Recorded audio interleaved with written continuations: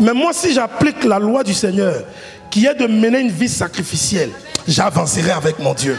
Je serai prospère. C'est le plus important. Pourquoi toi, tu es femme, tu aimes ton enfant? C'est parce qu'il y a un sacrifice qui vous lie. Tu tentes la vie et la mort pour l'enfant. C'est pour ça qu'il y a le mystère de l'amour que tu as pour ton enfant.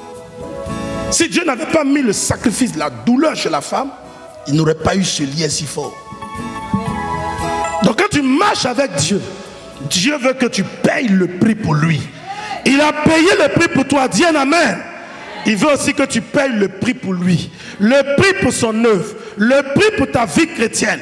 Il veut que tu payes le prix pour quand tu marches avec Dieu. Et que tu veux que Dieu t'oriente. Dieu fasse de toi quelqu'un de grand. Dieu fasse de toi quelqu'un de puissant. Dieu fasse de toi quelqu'un d'utile. Dieu fasse de toi quelqu'un béni.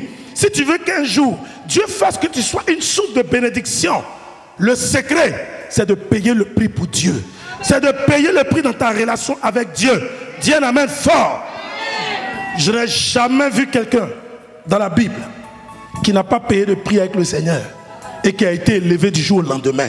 Je n'ai jamais vu quelqu'un qui a été béni par le Seigneur puissamment, qui n'a pas eu un parcours avec Dieu, qui n'a pas eu une histoire avec le Seigneur. Donc tout ce que tu traverses comme problème, c'est normal.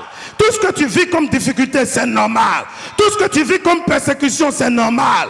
Tout ce que tu traverses comme désert, c'est normal. Les douleurs que tu connais, c'est normal. Mais ces douleurs ne vont pas durer tout le temps. Un temps vient où le jour du Seigneur va apparaître dans ta vie. Le jour du Seigneur arrivera dans ta vie. Et ce jour-là, tu seras heureux d'avoir connu ton Dieu. Dieu te demande ce soir de supporter. Dieu te demande ce soir d'être patient. Dieu te demande ce soir de persévérer. Dieu te demande ce soir de sécher tes larmes et de le laisser travailler. Quand Dieu nous oriente, il nous met dans l'épreuve. Dieu a décidé d'orienter Abraham. Pourquoi il éprouve sur Isaac? Parce que c'était un passage obligatoire pour arriver à une autre dimension.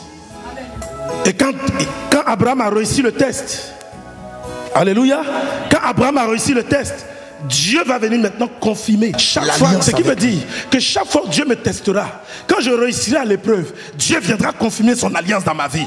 Chaque fois où Dieu va m'éprouver, que je tiendrai bon dans l'épreuve, Dieu viendra confirmer son amour dans ma vie. C'est une bénédiction que d'avoir la confirmation du Seigneur.